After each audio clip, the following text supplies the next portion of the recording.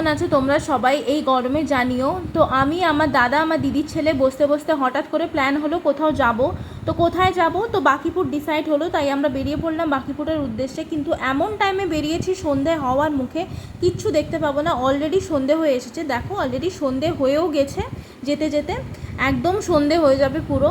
তো প্রচণ্ড খিদে পেয়েছে, কোথাও কোনো দোকানের দেখা নেই। অবশেষে অনেক খুঁজে একটা দোকান পেলাম, অ্যান্ড আমি ছোট্টুকে পাঠিয়েছি কিছু স্ন্যাক্স নেওয়ার জন্য, আমিও তার পেছন পেছন এসেছি, কিন্তু কিছু তেমন একটা পেলাম না, তাই জন্য চলে যাব ডিসাইড করলাম। তো এখানে আমার দাদা কার সাথে ফোনে কথা বলছে, কথা হয়ে গেলে আমরা বেরিয়ে যাব। যাই হোক, ইগনোর মাই ফেস, আমার মুখটা দেখিয়ে আমি ভয়ঙ্করভাবে নিজে ভয় পেয়ে আবার ব্যাক ক্যামেরা করলাম। তো এখানে আবার বাইক স্টার্ট দিয়ে আমরা এগিয়ে যাচ্ছি বাকিপুরের উদ্দেশ্যে। কখন পৌঁছাবো কে জানে, অনেকটা দূর, অনেকটা রাস্তা। এখানে আমরা বাকিপুটে পৌঁছে গেছি। বাকিপুটে যাওয়ার রাস্তাটা দেখে আমি ভয় পেয়ে গেলাম সিরিয়াসলি। তো এখানে সাইডে একটা দোকান দেখলাম, তো দোকানে আমি ভাবলাম কিছু কোল্ড ড্রিঙ্কস কিনবো, কিন্তু গিয়ে দেখি কাঁকড়া ওরা বাচ্ছে। তো কাঁকড়া কিনবো ভাবলাম, কিন্তু কাঁকড়া দেখে না আমার আর কিনতে ইচ্ছে হলো না, আর এত দাম বলছে কি বলবো।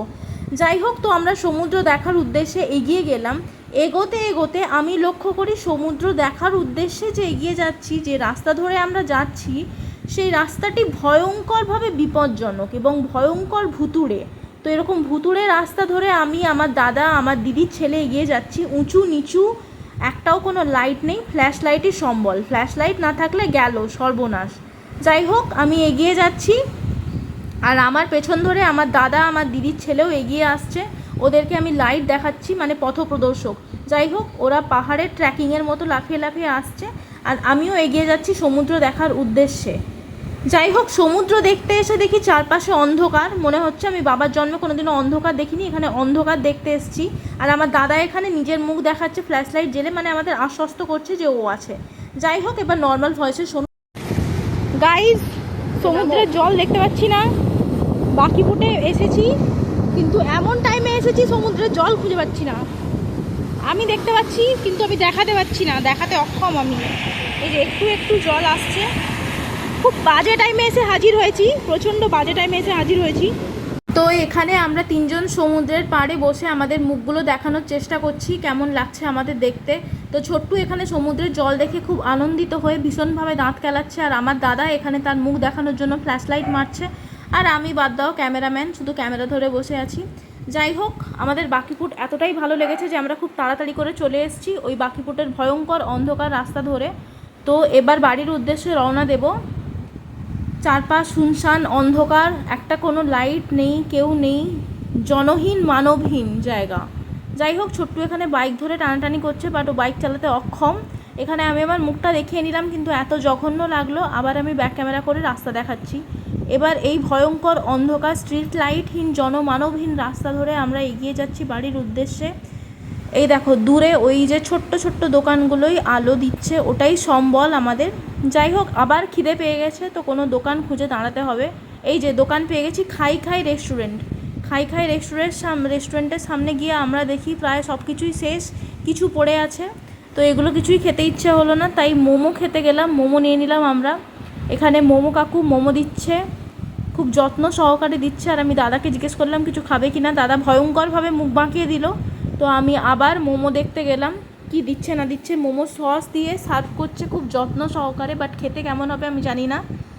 তো আমি মোমো খাওয়ার জন্য হাঁ করে অধীর আগ্রহে তাকিয়ে আছি, কিন্তু মোমো কাকু মোমোর যে প্লেটটা ছোট্টুর হাতে তুলে দিল। ছোট্টু মোমো প্লেট নিয়ে দাদার দিকে এগিয়ে গেল। দাদাকে রিকোয়েস্ট করতে অনেক রিকোয়েস্টের পর দাদা মুখ টুক বাঁকিয়ে একটা মোমো তুলে নিল মুখে। কে জানে রিয়াকশান কি, ভালো লেগেছে কিনা। এখানে ছোট্টু আমাকে রাক্ষস সম্বোধন করে মোমো খেতে বলায় আমি অত্যন্ত দুঃখ পেয়ে একটা মোমো তুলে নিলাম। যাই হোক, খুব কম ছিল মোমো, মাত্র 5 পিস। এখানে ছোট্টু কী কী সব নিয়েছে, এক বস্তা নিয়ে এগিয়ে যাচ্ছে রাস্তার দিকে, আবার কিছু কেনার উদ্দেশ্যে। দাদাও তার পেছন পেছন এগাচ্ছে। তো এই ভাঙাচোরা রাস্তা ধরে আমরা তিনজন এগিয়ে যাচ্ছি। বুঝতে পারছি না আমি প্রথমে ছোট্টু কোথায় যাচ্ছে, তারপরে আমি বুঝতে পারলাম ছোট্টু যাচ্ছে ঝালমুড়ি দোকানে।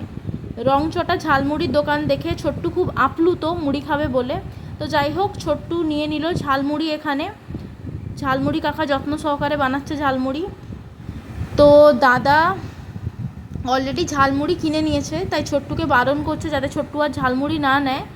তো এইভাবেই আমরা এগিয়ে যাব আবার বাড়ির উদ্দেশ্যে। তো ঝালমুড়ি দোকান ছেড়ে আমরা বাড়ির পথে এগিয়ে এলাম, পৌঁছে গেছি বাড়ি। আর একটুখানি গেলেই আমরা বাড়ির মুখ দেখতে পাবো।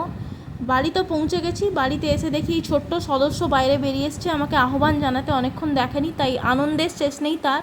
কি জানি কি ভাবছিল আমি বাড়ি থেকে পালিয়ে গেছি, কি আমাকে কেউ হাইজ্যাক করে নিয়েছে। যাই হোক, এরাও সবাই বেরিয়ে এসছে আমাকে ঘরে, কি বলবো, ঘরে আহ্বান জানাতে। এদের চোখগুলো জ্বলছে, জল জল করছে। যাই হোক, দুজন খুব খুশি আমাকে দেখে, তাই হাত চেটে দিচ্ছে আমার ভালোভাবে। এদের তো এক্সাইটমেন্ট আলাদাই, ঘরে এলে এদের এক্সাইটমেন্ট আলাদাই। ওরে বাবা, আর একজন উঠে পড়ছে ঘাড়ের উপরে, কোলে উঠবে। যাই হোক, আমি এগিয়ে যাচ্ছি এদের আদর খেয়ে, এদের আহ্বানে বাড়ির দিকে এগিয়ে যাচ্ছি। মাঝে মাঝে মনে হয় বাড়িটা আমার নয়, এদের। আমার বাবা এদের জন্য বাড়ি বানিয়েছে।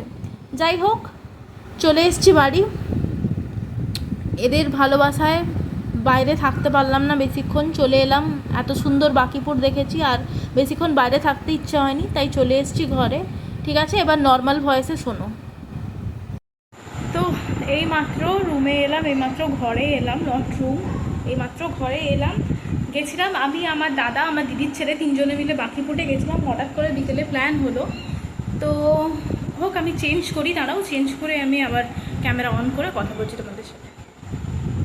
ঢুকে চেঞ্জ করলাম, এবার একটু চাটা খাবো। মাকে চা করতে বললাম, কারণ এই গরমে না, মানে কি বলতো, চাটা না হলেও চলে, বাট একটু চাটা খেলে ভালো লাগে। যাই হোক, একটু বসবো, চাটা খাবো, বাড়ির লোকের সাথে একটু গল্প গুজব করবো, কারণ আমার দিদির ছেলে এসছে, কালকে চলে যাবে ও। তো যাই হোক, ব্লগটা এখানে এন্ড করছি। যদি কিছু ভালো লাগে প্লিজ লাইক করো, কমেন্ট করো, শেয়ার করো, and please do subscribe, and also ignore my face, because প্রচণ্ড পিম্পল হয়েছে, মুখটার বদন একদম অখাদ্য। গরমের মধ্যে আমি আর কোনো স্কিন কেয়ারই করি না, সিরিয়াসলি আমি করি না। তারপর আমার oily skin, no doubt pimple আসবেই আসবে। যাই হোক, ভয়ঙ্করভাবে পিম্পল আসছে। তো যাই হোক, ব্লগটা এন্ড করছি। যদি কিছু ভালো লাগে দেখো, অ্যান্ড জানিও, সাবস্ক্রাইব করো। For now, bye, tata.